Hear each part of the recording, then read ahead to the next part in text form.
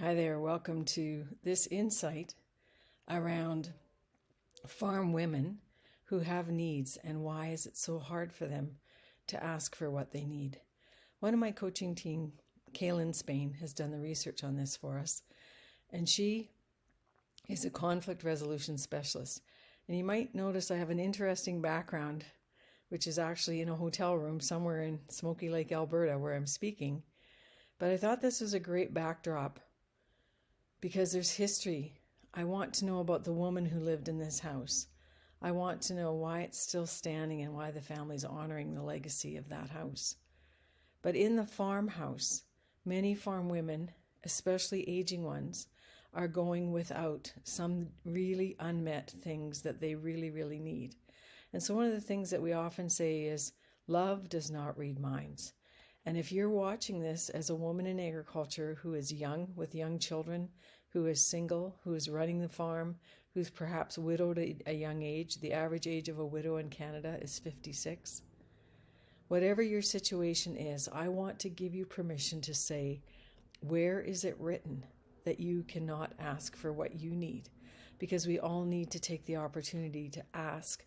And in James it says, you do not have because you do not ask.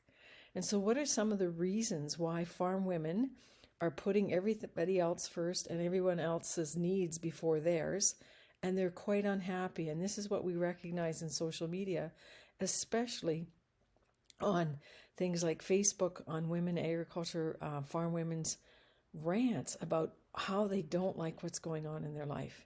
So here's the deal. Have you been telling other people or sharing with other people in your farm family or your team what you need that's not happening? Because when there's unmet needs, when there's a disconnect, then there's tension and then there's conflict.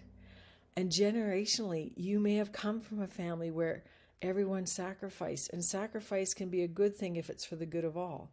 But sacrifice is not a good thing when you as a farm woman or a woman in agriculture become martyred and feel like your needs are never being met. So I would just like you to think about, when you read or think about your mom and her leadership on your farm team, or whether you are a mom or a woman in agriculture, whatever your role is, there's three basic things that you need. You need acknowledgement that your role matters. And if you're now 72 years old and wondering about what the next chapter looks like, I give you permission to ask for what you need to have the quality of life that would sustain you and energize you going forward. Where is it written that your needs don't get met? Where is it written that you can't ask for what you need? I want you to have acknowledgement. I want you to have appreciation. And I want you to feel hopeful, because we all know that hope deferred makes the heart sick. So when you look at this house behind me, think about the woman who used to hang her clothes, put food on the table, go out and feed the cows, milk the cows, bring the cows back, keep the accounts, and all the other roles that men and women, and this is unmet needs is not just about women, it's also about men who are longing for something and not getting what they need. Unmet needs create a lot of conflict and tension.